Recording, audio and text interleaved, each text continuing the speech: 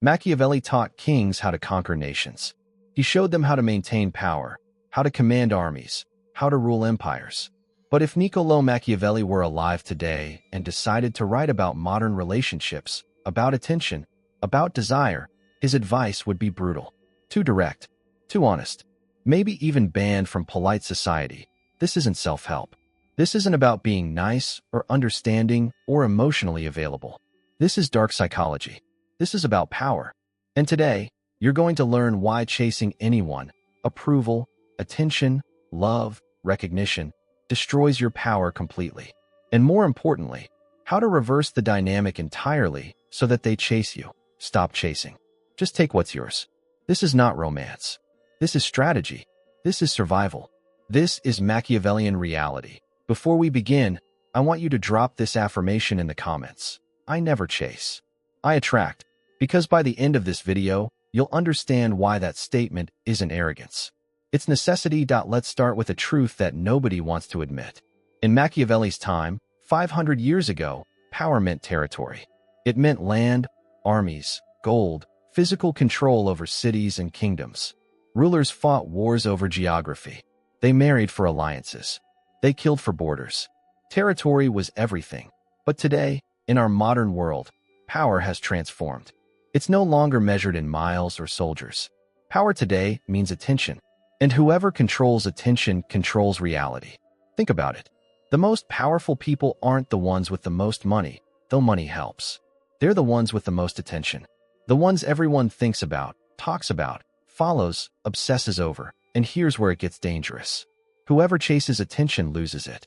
Because the moment you pursue anything, you signal scarcity. You broadcast to the world, I need you more than you need me. And that imbalance, that admission of need, is the death of power. Machiavelli understood this principle in political terms. He wrote, men are driven by two principal impulses, either by love or by fear. But underneath both love and fear is something more fundamental, respect. And respect flows toward power, not toward need. People respect those who don't need them. People take for granted those who do. When you chase someone's attention, you're not building connection. You're surrendering territory. And in the kingdom of human attention, territory lost is rarely regained. Every text you send when they don't reply, every excuse you make for their bad behavior, every time you adjust yourself to fit their expectations, hoping they'll finally see your value, you're not demonstrating love or loyalty or dedication. You're demonstrating weakness, and weakness, in the currency of attention, makes you worthless. Think about every relationship, romantic or otherwise, where you chase someone, where you were always the one initiating, always the one planning, always the one investing effort while they coasted on your energy. How did that relationship end? Did they respect you more because of your dedication? Or did they eventually lose interest because you became predictable, available, safe? The uncomfortable truth is this: availability destroys attraction. Predictability kills desire. When someone knows you'll always be there, always respond, always accommodate, you become part of the background. You become furniture in their life. Necessary perhaps, but never exciting. Never valued. Never missed. Machiavelli observed that a prince who is everywhere is respected nowhere. The ruler who tries to please everyone ends up controlling no one. The same principle governs human attention. When you make yourself universally available, you become universally ignored. This is the trap of pursuit. You think you're building connection through consistency. You believe that showing up repeatedly will eventually make them see your worth. But you're actually training them to take you for granted. You're teaching them that your attention, your time, your energy, these things have no cost. And anything without cost has no value. But here's what most people miss. The dynamic can be reversed completely. It just requires understanding one simple but brutal truth. People value what they have to work for. They respect what doesn't come easily. They desire what remains just slightly out of reach. Let me paint you a picture. You meet someone. There's chemistry, interest, potential. In the beginning, everything feels balanced. They text, you text. They initiate, you initiate. There's a natural rhythm, a dance of mutual investment. And then something shifts. Maybe they get busy. Maybe they start taking longer to respond. Maybe the energy changes. And here's where most people make the fatal mistake. They increase their effort. They think, if I just show them how much I care, if I just prove my dedication, they'll come back around. So you text more frequently. You plan more activities. You become more understanding of their excuses. You make yourself more available. You lower your standards bit by bit, telling yourself it's compromise, it's maturity, it's being a good person. But what you're actually doing is teaching them that disrespecting you has no consequences. Every time someone disrespects you and you accept it, you've set a new baseline. You've established that this level of treatment is acceptable. And humans, being humans, will always default to whatever behavior you tolerate. Not because they're evil, but because you've trained them to believe it's okay. This applies everywhere. In dating, when someone consistently cancels plans last minute and you keep making new ones. In business, when clients undervalue your work and you keep accepting low payment. In friendships, when people only reach out when they need something and you always make yourself available. In family, when relatives disrespect your boundaries and you stay silent to keep peace. You're not being kind. You're being weak. And Machiavelli had no patience for weakness because weakness invites exploitation. He wrote, "Men will always be false to you unless compelled by necessity to be true." What he meant is this: people will treat you as poorly as you allow them to. Loyalty, respect, proper treatment, these aren't gifts people give freely. They're behaviors that emerge when someone recognizes that mistreating you comes with a cost. When you chase, there's no cost. You've made yourself abundant in their life. You've removed all scarcity. You've eliminated the fear of losing you. And without that fear, without that sense that you might withdraw your presence, your attention, your energy, there's no incentive for them to value you properly. Let me give you specific examples of what chasing looks like, because most people don't even realize they're doing it. Chasing is always being the first to text. It's double texting when they don't respond. It's over-explaining yourself when they question your choices. It's apologizing for things that aren't your fault just to smooth things over. It's changing your schedule repeatedly to accommodate theirs while they never adjust for you. Chasing is accepting disrespect with a smile because you're afraid of seeming difficult. It's tolerating behavior you know is unacceptable because you don't want to lose them. It's constantly proving your worth instead of simply embodying it. It's seeking their validation instead of validating yourself. And here's the trap within the trap. The more you chase, the more you need to chase. Because once you establish yourself as the pursuer, reversing that dynamic becomes nearly impossible within the same relationship. They've categorized you. You're the one who cares more. You're the one who needs them. And that categorization becomes their reality. This is why Machiavelli advised that it's better to be feared than loved if you cannot be both. Now, he wasn't talking about being cruel or tyrannical. He was talking about respect. Fear in this context means consequence. It means understanding that your actions towards someone will result in a reaction. And if that reaction includes them removing their presence from your life, you'll modify your behavior. Love without fear leads to disrespect. Affection without boundaries leads to exploitation. Kindness without standards leads to being taken for granted. This isn't pessimism. This is observation of human nature across 5,000 years of recorded history. So if you find yourself in the trap of pursuit, there's only one way out. You must stop. Immediately. Completely. Not as a tactic to make them chase you, though that may happen, but as a reclamation of your own power, your own time, your own energy. Because you cannot win a game where you've already established yourself as the loser. But stopping the chase is only the first step. What comes next is what separates those who regain power from those who simply become bitter. Machiavelli understood something that most people never grasp. Value is not inherent. Value is perceived. And perception is created through scarcity. A ruler who appears everywhere, who makes himself available to every concern, every request, every demand, becomes common. And what is common is not valued. The same principle governs attention, relationships, and human connection. When you're always available, always accommodating, always understanding, you don't become appreciated for your consistency. You become background noise. You become expected. You become taken for granted. To become signal instead of noise, you must first become scarce. Not artificially, not as a manipulation tactic, but genuinely. You must reclaim the time and energy you've been pouring into people who don't value it. You must redirect that investment toward yourself, your goals, your growth, your life. To become signal instead of noise, you must first become scarce. Not artificially, not as a manipulation tactic, but genuinely. You must reclaim the time and energy you've been pouring into people who don't value it. You must redirect that investment toward yourself, your goals, your growth, your life. This is what strategic withdrawal looks like. It's not ghosting someone out of spite. It's not playing games to make them jealous. It's a genuine reallocation of resources. You've been operating at a deficit, giving more than you receive, investing more than returns. That's not sustainable. That's not healthy. That's not powerful. Strategic withdrawal means you stop initiating contact. If they don't reach out, you don't reach out. If they don't make plans, you don't make plans. If they don't ask how you're doing, you don't volunteer the information. This isn't punishment. This is simply matching their energy. This is reciprocity. And here's what happens when you withdraw. In the beginning, nothing. They might not even notice because they've been so accustomed to your constant presence that your absence doesn't immediately register. But gradually, slowly, a question begins to form in their mind. Where did they go? That question is the seed of desire. Humans are wired to notice absence more than presence. We take for granted what's always there and fixate on what disappears. When you remove your attention from someone who's grown comfortable with it, you create a vacuum. And nature, as they say, abhors a vacuum. But strategic withdrawal isn't enough on its own. You must also become unpredictable, because predictability is the death of interest. When someone can predict your every move, your every response, your every availability, you become boring.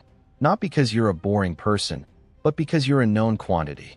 There's no mystery, no challenge, no discovery. Think about the most interesting people you know. They're not interesting because they're perfect. They're interesting because they're slightly unpredictable. You never quite know what they're going to say or do next. They keep you slightly off balance, slightly curious, slightly engaged. That's not an accident. That's the power of breaking patterns. Most people operate on predictable patterns. They text at the same times. They have the same routines. They respond in the same ways. They're available at the same hours. This predictability creates comfort, yes, but it also creates complacency. When someone knows exactly when you'll be available, your availability loses all value. So break your patterns deliberately. If you always text in the morning, don't. If you always make plans on weekends, do something else. If you always respond immediately, wait. Not to play games, but to reclaim your own time and attention. To demonstrate through action that your life doesn't revolve around their availability. This brings us to selective availability. You're not cutting people off completely unless they've truly disrespected you beyond repair. You're simply becoming selective about when and how you're available. You're prioritizing yourself first, others second. You're operating from a place of self-respect rather than people-pleasing. Selective availability means when they do reach out, you're not always immediately available. Sometimes you have plans. Sometimes you're busy. Sometimes you'll get back to them later. Not because you're trying to seem important, but because you actually are busy living a life that doesn't revolve around waiting for their attention. And this is crucial. You must actually build that life. You can't fake scarcity. You can't pretend to be busy while sitting at home hoping they text. That's not power. That's just sadness wrapped in strategy. Real scarcity comes from genuine investment in yourself, in your goals, your hobbies, your friendships, your growth, your mission. When you genuinely fill your life with meaningful activity, you naturally become less available. You naturally become more selective about who gets your time. You naturally become scarce. And that scarcity creates value. Not manipulated value, but real value born from the reality that your time and attention have become limited resources. Machiavelli wrote, "Everyone sees what you appear to be, few experience what you really are." What he meant is that perception often matters more than reality. But the most powerful perception is one grounded in truth. When your scarcity is real, when your unavailability is genuine, when your disinterest is authentic, people feel it. They sense it. They respond to it. And they start to wonder what they're missing. They start to question why you're no longer pursuing. They start to feel the absence of your attention. And slowly, imperceptibly, the dynamic begins to shift. But only if you maintain your position. Only if you don't crack. Only if you don't go running back the moment they show a hint of interest. Because this is where most people fail. They do everything right. They withdraw. They become scarce. They create distance. And then the person reaches out, shows a tiny bit of renewed interest, and they immediately flood back in with all their old chasing behavior. They think, it worked. They finally noticed. But all they've done is reset the dynamic to the old pattern where they're the pursuer again. You cannot win by being inconsistent. Power requires patience. It requires maintaining your position even when it's uncomfortable, even when you want to rush back, even when you miss them. Stay scarce. Stay selective. Stay focused on your own life. Because the moment you're no longer chasing is the moment you create the possibility for them to chase you. When you stop chasing, something fascinating happens. The world doesn't end. Your life doesn't collapse. The person you were pursuing doesn't forget you exist, though they might pretend to for a while. Instead, something unexpected occurs. Space opens up. Clarity arrives. And you begin to remember who you were before you lost yourself in the pursuit. Remaining centered while others are in chaos is perhaps the most Machiavellian principle of all. He observed that in times of crisis, people naturally look for someone who appears calm, controlled, unshaken. They gravitate toward stability. They follow those who seem to have answers even when no one actually does. This applies to relationships just as much as politics. When you stop reacting to every test, every silence, every perceived slight, you demonstrate something powerful, that your emotional state doesn't depend on their actions, that you're grounded in yourself, that you're not easily shaken. Most people live in a state of constant reaction. Someone doesn't text back, they panic. Someone seems distant, they overanalyze.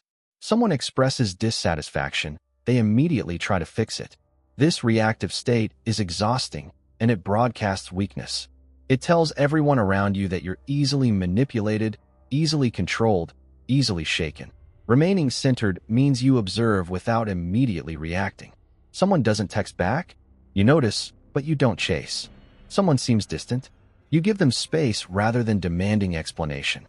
Someone expresses dissatisfaction? You evaluate whether it's valid rather than automatically apologizing and adjusting. This calm observation is power, because when you're not reactive, people can't control you through emotion. They can't manipulate you through silence. They can't dominate you through disapproval. You've removed their leverage. You've become emotionally self-sufficient. Machiavelli wrote, "He who is not master of himself can never be a master of others." Self-mastery begins with emotional regulation, with the ability to feel emotions without being controlled by them, to acknowledge disappointment without spiraling into desperation, to recognize hurt without immediately seeking comfort from the person who caused it. This is the difference between weak people and powerful people. Weak people need external validation to feel okay. They need constant reassurance, constant attention, constant proof that they matter. Powerful people want those things. They're human after all, but they don't need them. Their sense of self isn't dependent on whether someone texts back or not. Think about the most centered people you know. They're not emotionless robots.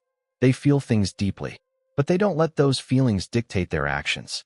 They create space between stimulus and response. Someone upsets them, they don't immediately lash out.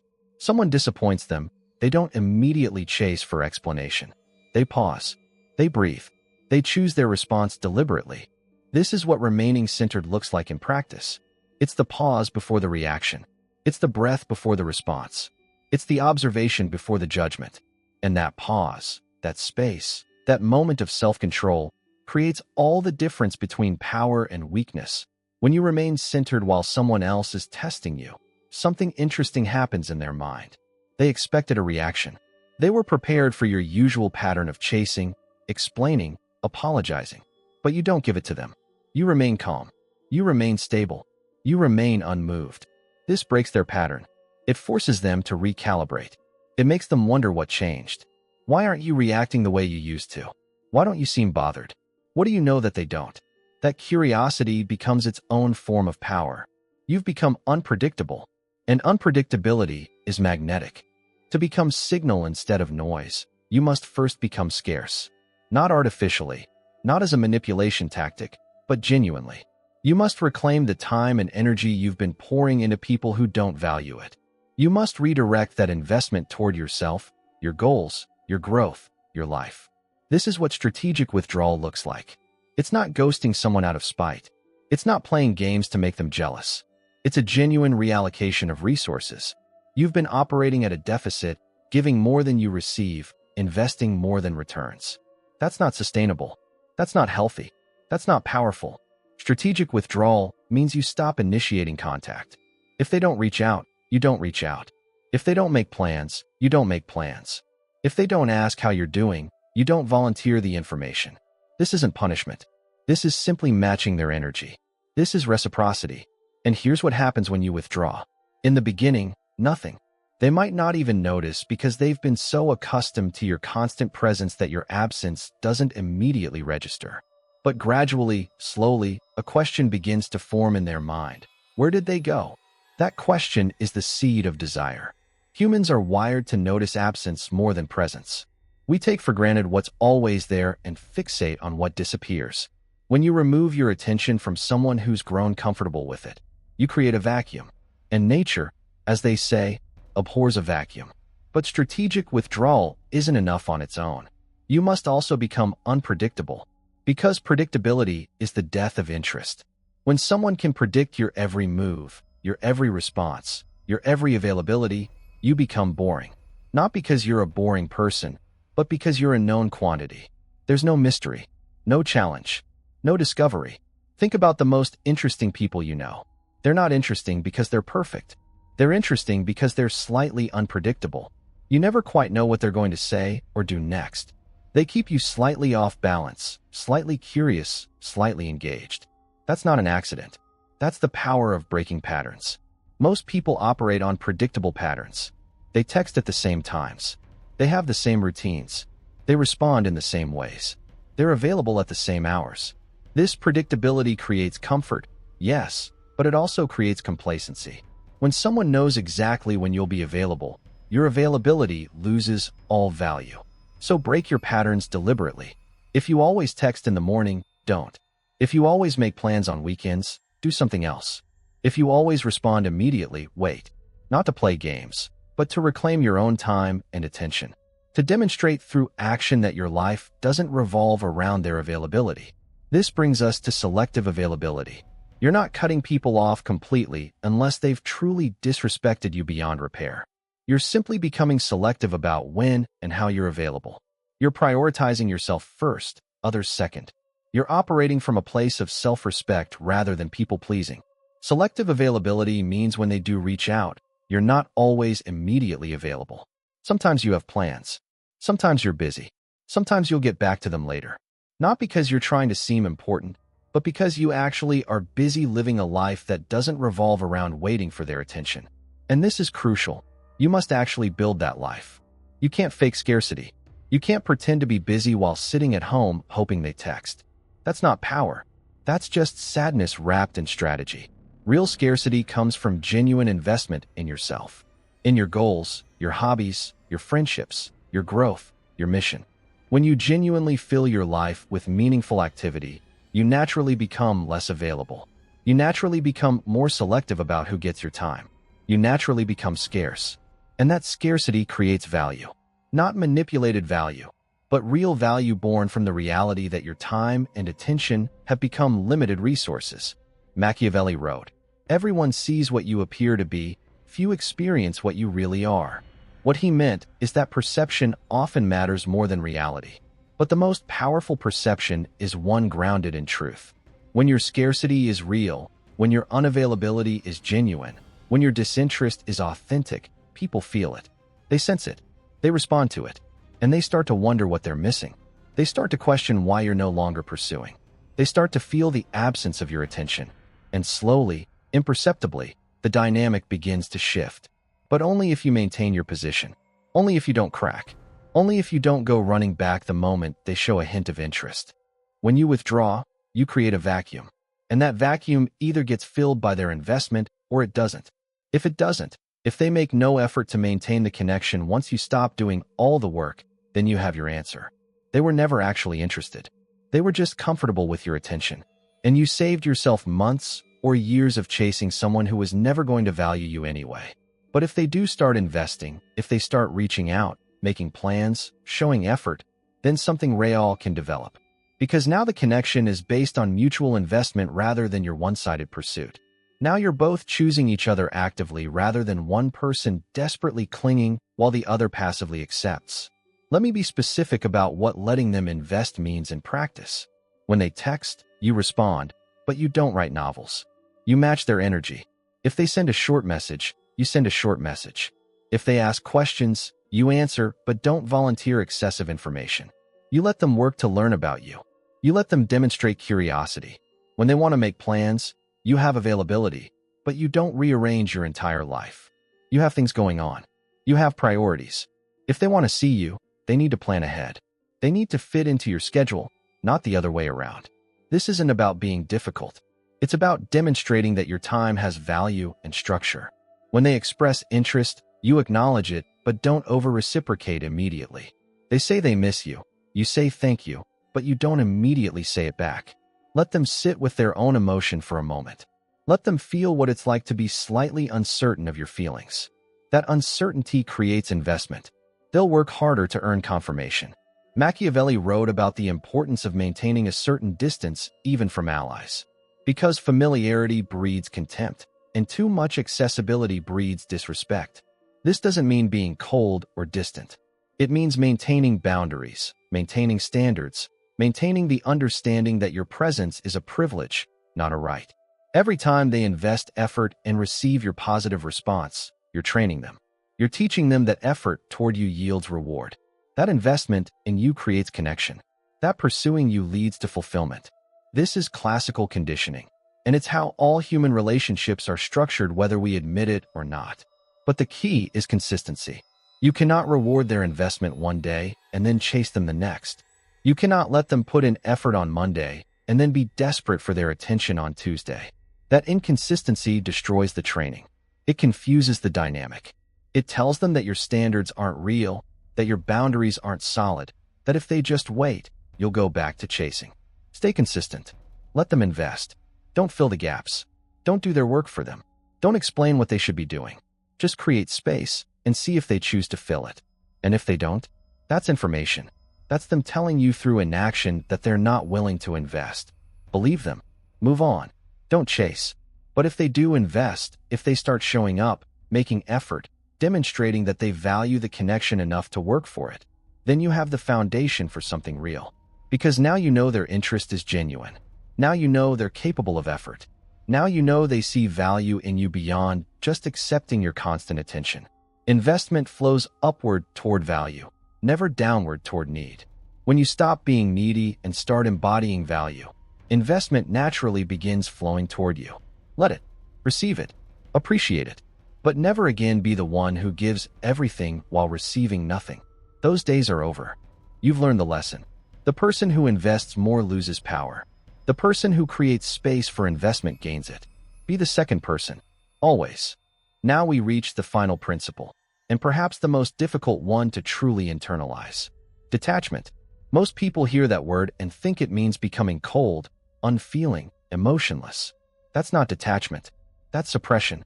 And suppression eventually explodes into either desperate behavior or bitter resentment.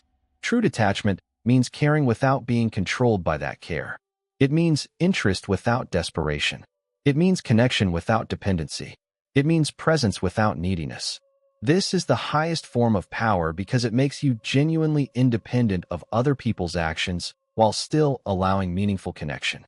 Machiavelli's greatest rulers weren't those who didn't need their subjects.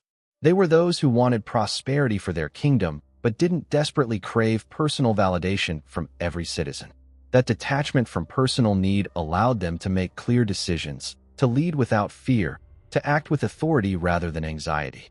In relationships, detachment mastery means you care about someone, you enjoy their company, you value the connection, but your emotional state doesn't rise and fall based on their actions. They don't text back? You notice, but you're not destroyed. They seem distant? You give space rather than panicking. They leave? You're sad, but you survive. Your happiness isn't outsourced to their behavior. This is the paradox that most people never understand. The less you need someone, the more they want you. The less you chase, the more they pursue. The more detached you become, the more magnetic you appear. Not because playing hard to get works as a tactic, but because genuine detachment is rare and therefore valuable. Think about desperate people. How do they make you feel? Uncomfortable, right? Their neediness creates pressure. You feel obligated rather than drawn. You sense that they need something from you that you can't provide: validation, worth, purpose. And that need is repulsive because it's exhausting. Nobody wants to be responsible for someone else's emotional stability. Now think about self-sufficient people. People who clearly enjoy your company but don't need it. People who are happy to see you but also happy alone. People who invite connection but don't demand it. How do they make you feel? Comfortable, free, attracted. Because there's no pressure, no obligation, no burden. Just genuine, optional connection. That's the power of detachment. When people sense that you don't need them, they feel free to want you. When they sense that you're desperate for them, they feel trapped by your need. Freedom creates desire. Desperation destroys it. Machiavelli advised rulers to be loved and feared, but if forced to choose fear. What he meant by fear in this context is consequence. It's the understanding that actions have results. Applied to relationships, it means people must understand that taking you for granted, disrespecting you, or undervaluing you comes with the consequence of losing access to you. But that consequence only exists if you're genuinely willing to walk away. If you're so attached, so desperate, so needy that you'll tolerate anything rather than be alone, then there's no consequence. There's no fear of loss. There's no motivation to treat you well. You've communicated through your actions that you'll accept whatever treatment they give because you need them too much to leave. Detachment mastery is being willing to lose anyone.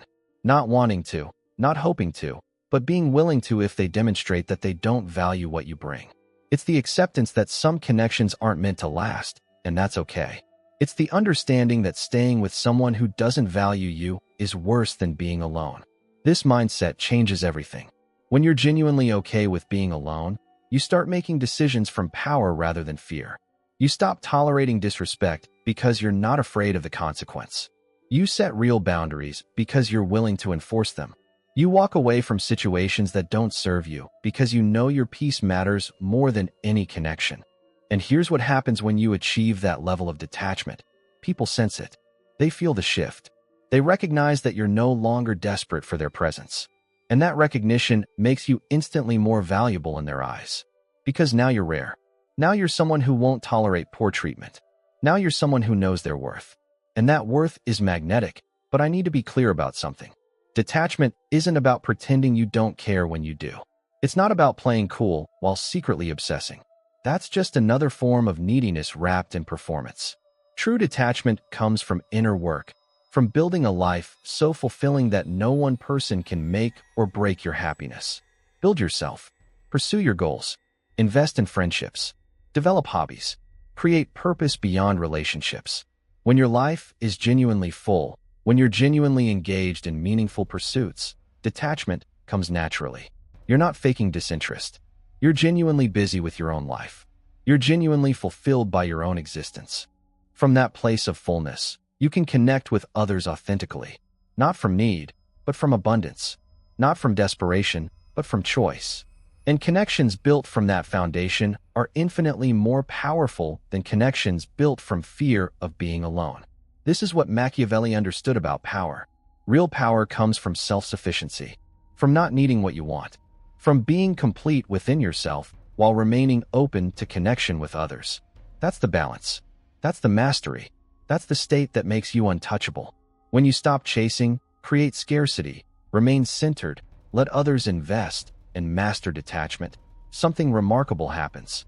You become the person others chase, not through manipulation, but through genuine transformation. You've become someone of value, someone with standards, someone with self-respect, someone powerful. And power, true power, doesn't chase. It attracts. It commands. It selects. Stop chasing. Just take what's yours. Not through force, but through presence. Not through manipulation, but through mastery. When you embody these principles, the world rearranges itself around you. That's not arrogance. That's Machiavellian reality. This path isn't easy. When you stop chasing, when you implement these principles, some people will disappear from your life. Let them go. They were never truly yours.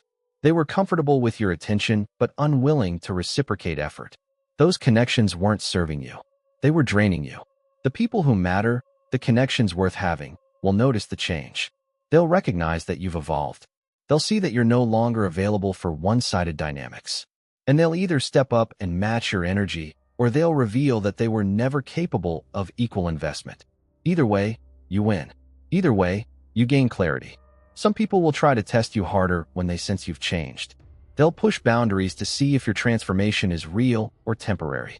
They'll create drama to see if you'll react the old way. They'll offer breadcrumbs of attention to see if you'll chase again. Don't take the bait. Stay consistent. Pass every test through non-reaction. Eventually, they'll either accept the new reality or leave. Both outcomes serve you. This is not about becoming cold or cruel. It's about becoming powerful. It's about respecting yourself enough to require mutual effort. It's about understanding that your time, your energy, your attention, these are valuable resources that shouldn't be wasted on people who don't appreciate them. Machiavelli wrote The Prince as a manual for leadership, but his principles apply to every human dynamic. Power flows toward those who understand human nature, toward those who remain calm in chaos, toward those who value themselves first, toward those who don't need what they want. You now understand why chasing destroys power. You know how to reverse the dynamic. You have the framework for transformation. Now comes the hardest part, implementation. Knowledge without action is worthless. You must actually stop chasing. You must actually create scarcity. You must actually remain centered. You must actually let others invest. You must actually master detachment. It will feel uncomfortable at first. You'll want to go back to old patterns. You'll rationalize why this situation is different, why this person deserves another chance, why you should be the one to reach out first just this once. Resist that urge. Stay strong. Trust the process. The discomfort is temporary. The power is permanent. Now I want you to do something. Drop this affirmation in the comments. I never chase. I attract. Write it. Commit to it. Let it be your declaration that you're done being the pursuer. You're done tolerating one-sided dynamics. You're done surrendering your power for scraps of attention. From this moment forward, you attract. You command. You select. If this video changed how you see power, hit that like button. Show me you understood. If you want more content about Machiavellian psychology, about power dynamics, about dark psychology applied to modern life, subscribe to this channel and turn on notifications. Because the game is changing, and those who understand these principles will thrive, while others continue chasing validation that never comes. The world belongs to those who understand human nature, to those who see the game clearly, to those who refuse to play from weakness. You now have the knowledge. What you do with it determines everything. Stop chasing. Just take what's yours. Through presence, through power, through mastery. Welcome to Machiavellian reality.